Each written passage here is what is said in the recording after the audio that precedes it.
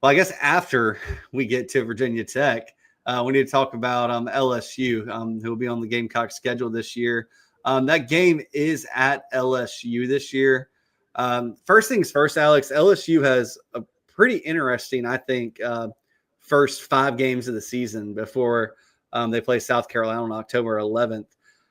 So in back-to-back weeks, or not back-to-back, in every other week. So LSU travels to Clemson to start the season. That is a big game. Tigers versus Tigers. I know there'll be a lot of eyes on that, especially in South Carolina. And Gamecock fans will be watching that to scout 2 future opponents. Then they have kind of a bye game. Then they host Florida 2 weeks after they play on the road against Clemson. Then they have another bye game.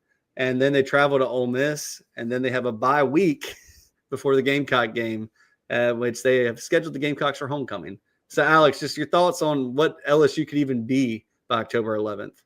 Yeah, that's what's going to be interesting. Like that Clemson game, I think is just huge, and it's just one of those. As you know, Texas and Ohio State and Clemson LSU are the 2 games that everybody's going to be kind of watching on that Saturday slate of games. And I think when you look at those first 5 games, like if they're able to come out of that Clemson game with a win, like I think you feel decent about their chances coming into the South Carolina matchup undefeated. And I know we'll talk about South Carolina side too, but that could be if things go the way we think they could go for South Carolina, things could go the way we think they could go for LSU. That could be a really high-profile game in Death Valley.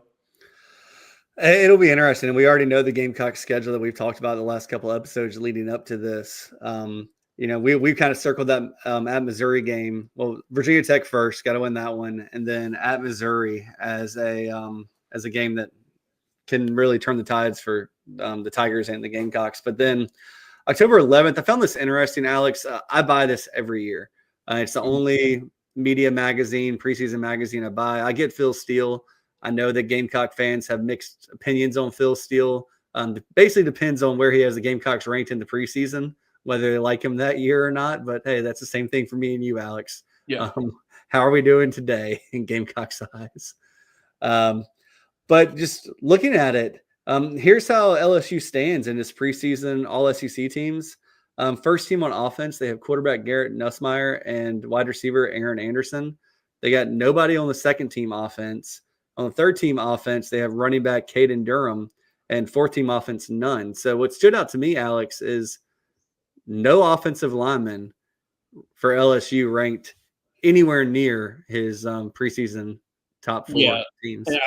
A lot of that is losing what they lost last year. Like they had a veteran offensive line, a really talented offensive lineman. Like they're having to replace, Will Campbell, who was both of their tackles. Like Will Campbell was the number 4 overall pick by the Patriots, and Emory Jones on the other side, he was also drafted, I think, a 3rd-round pick. And then you had on the interior, Miles Frazier and Garrett Dellinger were 5th and 7th-round picks, and they'll have DJ Chester back at center, I think is where he's going to be. But I mean, that's a lot to replace from an offensive line standpoint. But kind of the overall picture offensively, like it starts with Nussmeier. Like going into SEC media days, I think you thought it was going to be one of Nussmeier or Sellers as your first team quarterback, all SEC quarterback.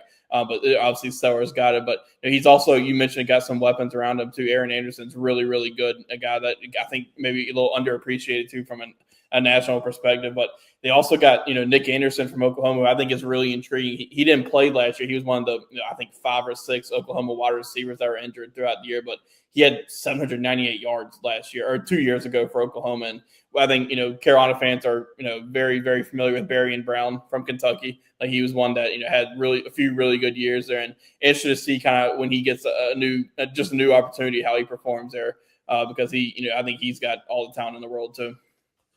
Yeah, he's a kid that a lot of South Carolina fans wanted, and he's at LSU now.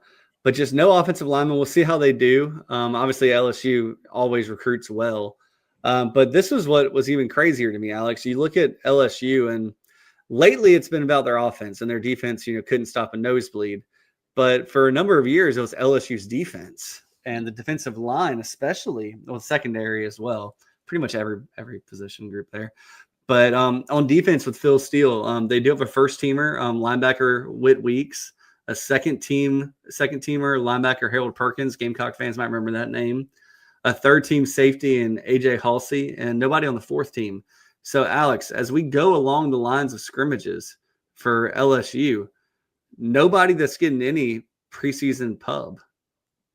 Yeah, which is interesting. Like, I think you have to imagine with, you feel like LSU is going to have somebody there that kind of shows that on both lines of scrimmage. And, Savion Jones and Braden Swinson were their kind of two, premier edge defender guys, and they were both the 3rd and 5th round picks. But, the guy that I'm really interested to see for them is Patrick Payton, who is a Florida State transfer that he had some like 15, 16 sacks in 3 seasons at Florida State. And, it's just on the interior, like, I think the guy to watch there too is Dominic McKinley. That guy had 3 sacks last year, and so I think you feel like with LSU on the defensive line, they're always going to have guys there, and they normally recruit really well there. So you feel like somebody's going to step up there. But for sure, on both sides, offense and defense, on the line of scrimmage, there's a lot to replace for the Tigers.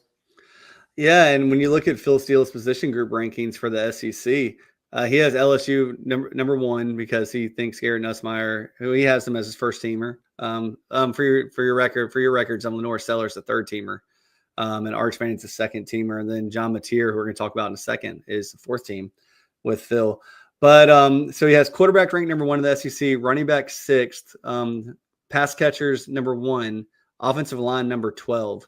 So one thing that I think about just looking at that, Alex, is you can have the best pass catchers and the best quarterback in the world, but you don't want Spencer Rattler type amount of time in the pocket. So they got to step up. But that could be a spot where South Carolina does feel good about their defensive line, and maybe Dylan Stewart can wreak some havoc.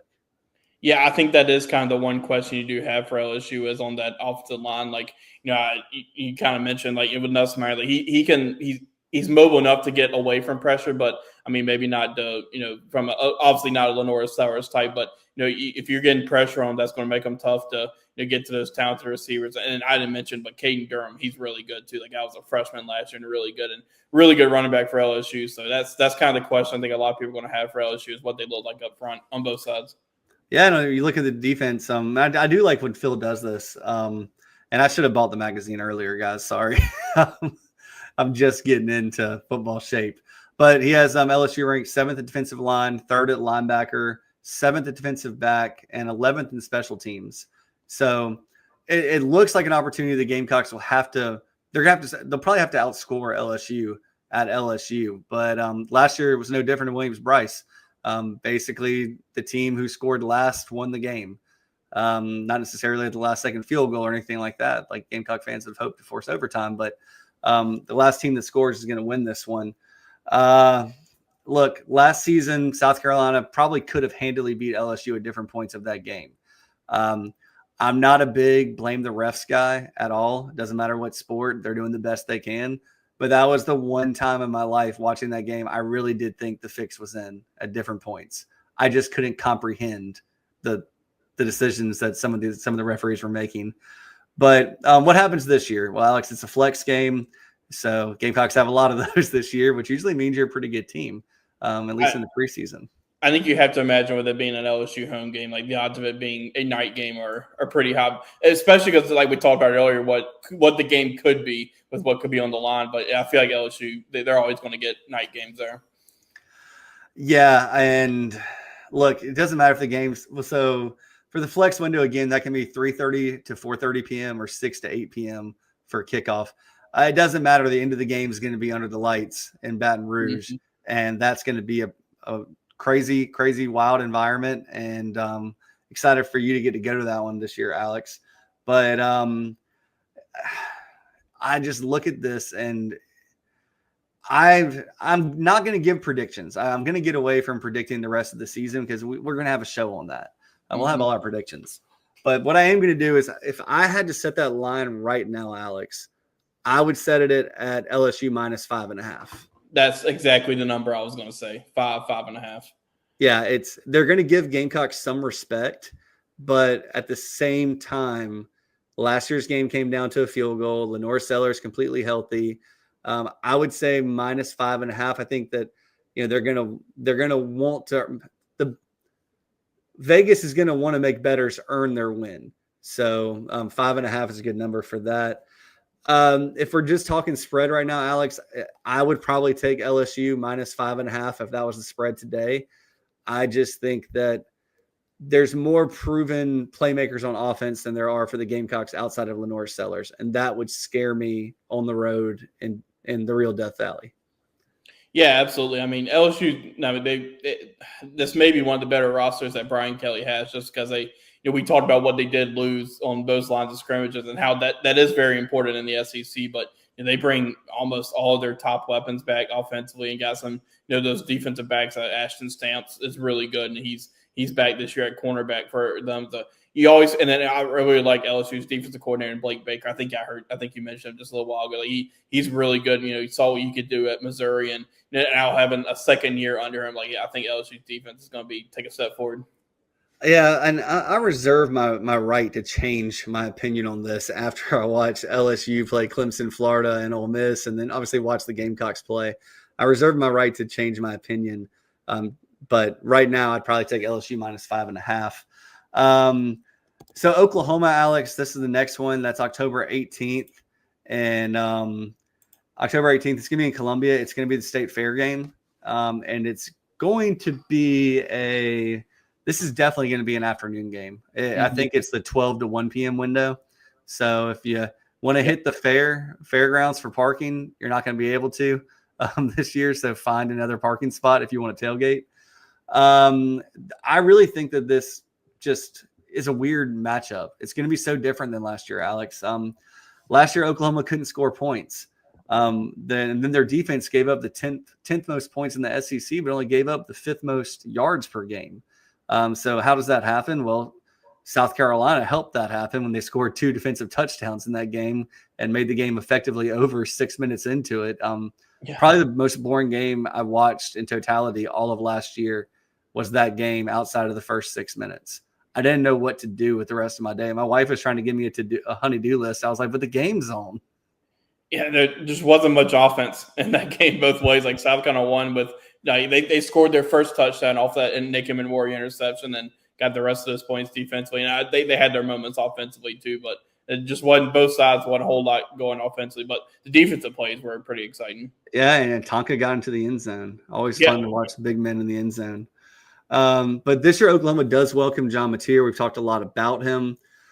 If you're not familiar with him, he was the starter at Washington State last year, put up over 3,300 yards passing and I think over 800 yards rushing, combined for like 44 touchdowns last year at Washington State. He's definitely proven at the college level, I would say. I'm sure we'll get Alex back in here in a second. But Mateer is proven at the college level, but let's not forget that he only threw 19 passes prior to becoming the starter last year for Washington State. We know he can run. We know he can throw. But my question is, how does he make the transition to the SEC? SEC is a different animal, and you're going to see looks that you haven't seen before. You're going to see bigger, faster, more powerful human beings running at you. And then Oklahoma has a lot to answer for last year. So, looking at it right now, is he going to be Diego Pavia on steroids, or is he going to be Diego Pavia? Yeah, I think with Oklahoma, it's one of those where it's hard to sit here and preview them because I think there's such a team with so many key pieces and new players in key spots. I think it's just something that you want to see how they play in those first few games. The talent's there. You just mentioned Mateer had a really good year at Washington State, and then they got 2 really good running backs, and Javante Barnes, who he was their top back last year with 577 yards, and then Jaden Ott's really good too, transfer from Cal that they had to kind of late in the process, and so they've got some pieces back on both sides of the ball. But I think it's just one of those where you really kind of want to put eyes on them to see how they are, to see how things go early on in the season. Yeah, and to your point, Phil Steele has Jaden Ott as his first team SEC, all SEC running back. So that they have one first teamer in Jaden Ott. They have nobody on the offensive second or third team, according to Phil Steele in the preseason. And fourth team is quarterback John Mateer and wide receiver Deion Burks. Defense, they have nobody on the first team. They got a defensive end, R. Mason Thomas. Gamecock fans might remember that name. And then Kip Lewis as well. Linebacker, those are second team all SEC. And then fourth team, nobody's on the third. Fourth team is defensive tackle Grayson Halton and defensive back Eli Bowen.